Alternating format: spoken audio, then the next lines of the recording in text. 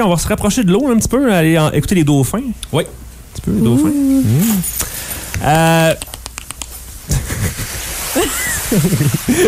Merci pour les dauphins, Jean-Philippe. Je suis toujours là. Donc, David Perron qui est de retour en studio, qui est en train de faire des dégâts partout. Fais attention à ton ordinateur, s'il te plaît. C'est incroyable. Parce que c'est le moment d'une chronique qu'on fait presque à toutes les semaines. On l'a sauté la semaine dernière parce qu'on voulait pas être trop redondant. Parce que t'avais juste des Pepto-Bismol à me proposer. Ah, puis j'ai oublié aujourd'hui. Ça tombe bien, hein? Ça tombe très bien. Donc, vous savez, depuis quelques semaines, on fait un hommage au dîner de con et à sa chronique La bière de la semaine. Il y a une émission cet été qui s'appelle Ton dîner dans une bouteille qui représente toutes les capsules de bière.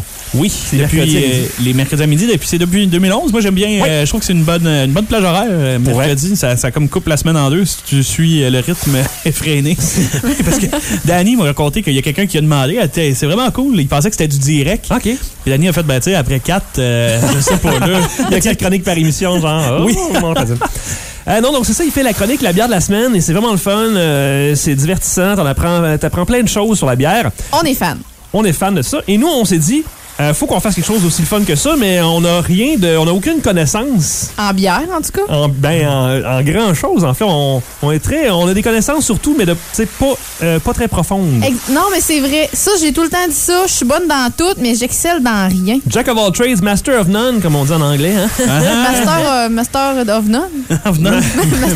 Master d'Anoun. C'est ça. Donc, ça nous a inspiré et aujourd'hui, on va faire une chronique qu'on appelle la poutine de la semaine. La poutine de la semaine. Une présentation d'un restaurant qui fait des poutines avec plusieurs saveurs, mais qu'on ne dira pas lequel parce que... Boulevard des Forges. Il n'est pas sur le boulevard des Forges. Ah bon, c'est pas. Peut-être. Quand tu prends un coup, la vie est belle. Malgré les problèmes interrelationnels, y en a qui me disent des fois que je suis un peu à pic, que je prends pas toujours bien la critique. Ben ceux qui pensent ça, là, ben qui mangent de la poutine! Oh yeah! T'as beaucoup trop de plaisir à faire l'intro de ça. J'adore! Donc c'est la poutine de la semaine et David Ferron qui vient de revenir. Bon retour à toi. Ça va bien? Oui, vous, ça va toujours bien, Stéphanie? Oui, ça va très bien. Tout le monde se promène sur la table pour essayer de manigancer ce qu'on vous prépare. Donc, David nous a ramené une poutine en studio. 2. Non, pas pour vrai. Hein. Parce qu'on n'a pas un grand budget. Je sais pas, là, mais ça coule de partout. Donc, on a 2 poutines à goûter. Est-ce que tu veux nous mentionner les saveurs que c'est supposé avoir, chacune de ces poutines-là? Il y en a 2. Est-ce que c'est la même sorte, les 2? Oui, les 2 sortes. J'espère qu'elle va être bonne. Oui, il paraît que oui. Il y a, comme n'importe quelle poutine, il y a de la frite, il y a du fromage, puis il y a même du poulet dedans. Oh! Puis il y a la petite sauce, hein? Oublie pas la petite sauce. Ben, c'est ça. C'est supposé être une poutine à la saveur de Général Tao. Oui, il paraît que ça goûte ça. Parfait. Donc, on va évidemment commencer comme dans toute critique de culinaire, si on veut, hein, grande gastronomie ici, en ouvrant une de ces poutines-là, n'est-ce pas, Stéphanie? Mais premièrement, je te dirais, je vais y aller à l'œil, je vais vous dire ce que je vois. Je vois de la sauce qui coule de partout. Moi, je vois du dégât, là. Je vois du dégât. Tu vois, toi en train de laver ça avec David tantôt, c'est ça? Ouais, sérieusement, je m'en vais. Plus David tout seul. OK. Fait qu'on ouvre ça? On ouvre la poutine. Attention, c'est un contenant, évidemment, en aluminium avec un couvercle en plastique. Ouais, mais c'est chaud, là. C'est loin du micro, là. OK. Ben, je te fais confiance. Mais il faut baisser la trame. Oui, ça, je baisse la trame. On voit qu'elle est affamée, pour petit. Comme un ours. Wish. Pas un gros bruit, quand même. Non, mais on voit quand même la vapeur sortir. On voit la vapeur sortir. Tout à fait. Comme on dit dans le domaine, le fiume. Le fiume. L'exhaust. L'exhaust de la poutine. Donc, le couvercle est enlevé. C'est un beau couvercle de plastique qui, j'imagine, a gardé la chaleur vraiment à l'intérieur du papier d'aluminium. En fait, je te dirais qu'il y a 2 couvercles de plastique. Il y a une petite erreur, j'imagine, lors de l'emballage, exactement.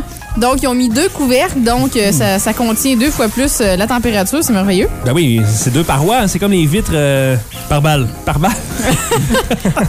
Écoute, je te dirais, à l'œil, c'est très beau. On voit, il y a des petites... comment qu'on dit, des petits oignons verts Oui. qui ont été saupoudrés sur le dessus de la poutine. Est-ce que tu penses qu'ils ont été passés dans le blender ou est-ce que ça venait comme ça? Est-ce que c'est vraiment... Est-ce qu'on parlerait d'échalotes? Ouais, est-ce que c'est des échalotes naturelles? En fait, c'est des oignons verts. Des oignons verts? Ben oui, ça a l'air tout à fait naturel. Ils ont l'air petits, par contre. OK. Ils sont très bien hachés. Mais là, il y a comme des petits points rouges un peu partout. Je suppose que c'est des épices qui se retrouvent dans la sauce. Des épices thaïlandaises, peut-être? Général Tao, c'est thaïlandais, je crois, non? Non? Je sais pas. On s'en fout. J'en ai aucune idée. Mais bref, oui, c'est sucré, mais c'est à la fois épicé. Donc, et on voit le fromage est magnifiquement bien fondu. Oui. Donc, il est encore en morceaux. Mais on voit qu'il commence un peu à fouetter, là. Ouais. Ben, donc, il fallait que David aille la chercher à un endroit qu'on terra ici, mais qui quand même est relativement loin. Oui, quand même. Là, le fromage a eu une bonne trotte. Là. Oui. Ce que je trouve bien aussi, c'est que la sauce, il n'y a pas de... Tu sais, des fois, on pogne des motons bruns, là. Faut pas. Non, là, toute la sauce est bien mélangée, est bien lisse. Elle a l'air goûteuse. Moi, j'ai fait une demande spéciale. Là. J'ai pris le petit coin avec les frites un peu plus sèches. J'aime pas les frites molles. Moi, j'aime les petites dures. Donc, j'aime quand ça croque sous la dent. Malheureusement, je regarde le poulet Général Tao et il a l'air quand même un peu détrempé. Je pense pas qu'il va être croustillant. Donc, on aurait juste à espérer qu'il va être goûteux. Ça, c'est souvent préparé d'avance. J'imagine qu'ils font pas ça directement. C'est pas comme un restaurant asiatique véritable qui ferait ça sur la flamme dans un Non, wok. c'est ça. Mais j'imagine que servi sur place, la texture du Général Tao serait autrement. Parce qu'on s'entend que c'est comme quand on se fait une poutine maison. On dirait que le mélange des saveurs est beaucoup moins satisfaisant que quand on va dans une poutinerie professionnelle, on s'entend. C'est vrai. Moi, je me rappelle avoir déjà goûté cette poutine-là et j'avais trouvé qu'il n'y avait vraiment pas assez de sauce pour recouvrir les frites. Est-ce que visuellement, tu penses que la sauce recouvre bien l'environnement Écoute, pour vrai, je serais vraiment pas bonne pour juger de ça parce que je suis une personne qui mange sa poutine avec moins de sauce. Surprenant. Moi, j'ai été élevée à la poutine pas trop de sauce. Ma mère a toujours commandé une petite poutine pas trop de sauce, donc j'ai comme gardé cette habitude. J'aime quand il y a seulement un soupçon de sauce qui vient rehausser le tout. Moi, tu vois, au contraire, je prends ma sauce à part dans des petits contenants et j'en fais rajouter. Donc, quand je le mets dans la saucisse, dans la poutine, tu vois plus les frites. Tu vois plus. C'est parce que je prends de la poutine à la saucisse merguez. Merguez, d'habitude. Tu sais, quand il n'y a pas assez de gras. Hein? Tant qu'à manger, tu sais. Hein? Tant qu'à manger, tu manges du gras. C'est ça. Tu me sens, c'est évident. C'est dans ce filière le gras de son Le gras du fromage. Écoute, moi, je serais prête à goûter. OK, c'est le moment. Donc, je suis impatiente. Ça sent bon, ça va être frais aussi. Ça sent dans le studio à fond. Donc, je baisse la trame et Stéphanie va goûter, évidemment. Oh, je n'ai-tu mis partout? Hop, elle m'a mis entre ses boules de Général Tao. C'est épicé, mais sucré. Oui, le fromage quick encore. Mais j'ai pas goûté à une mode de Général Tao, donc je vais y aller. Garde-toi.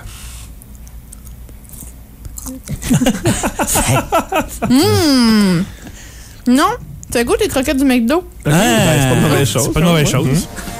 Mais tant qu'à ça, je vais aller au McDo, je vais mettre des croquettes dans ma poutine. Tu peux-tu demander ça, tu penses? Avec la sauce aigre douce ou moutarde forte. Mathieu, il capote. Ben là, c'était une méchante bonne idée, ça. Quand même. Pour vrai, j'ai l'impression de manger du McDo. OK. C'est bizarre quand même comme comparaison. C'est un restaurant où que tu t'attendrais à, tu sais... Non, mais c'est ça, je dois avouer, je suis pas très fan de ce restaurant-là. En particulier. J'ai été déçue la première fois que je suis allée. Justement parce que je trouvais ça... J'avais pris... il y avait du canard dedans. OK. C'était la poutine canard confit. Canard confit. J'ai trouvé le canard beaucoup trop sec. Donc, ce qui est quand même étrange pour quelqu'un qui mange pas très de sauce. C'est ça. Donc, imaginez vous autres comment vous auriez trouvé ça sec. Ouais. Est-ce que t'as goûté, Jean-Philippe? Ben non, pas encore. Écoute, j'y vais. Garde-toi. Moi, je peux pas de mon côté. Fait que pourquoi tu peux pas? Je vis via toi. Ben parce qu'il y a une console juste à côté de moi. Ben non. Ben non, dis le boss. Déni. Attention, je baisse la trame. Tu vois, moi, je me suis fait une bouchée qu'on dit parfaite. Par étage. Steak, blé, patate. Steak, blé, patate. Donc, j'ai un petit morceau de Quick Squick. Une frite puis une petite boule de Général Tao. Est-ce que t'as de la sauce un peu? T'as pas l'air d'avoir tant de sauce que ça? Oui, j'en ai. Oui, j'en ai. On voit ici, c'est reluisant de petites sauces. Attends, juste avant, je vais la prendre en photo, OK? OK, bon, d'accord. C'est rare qu'on a une si belle bouchée. Mets ça sur Facebook, hein? Ça va être beau. Attends, avec un fond. Là, on rappelle aux gens que c'est toujours la poutine de la semaine, présentée par un restaurant où il y a de la poutine. Merci Mathieu d'avoir backé mon silence. Je suis là pour ça. Donc, bon, je vais. Go!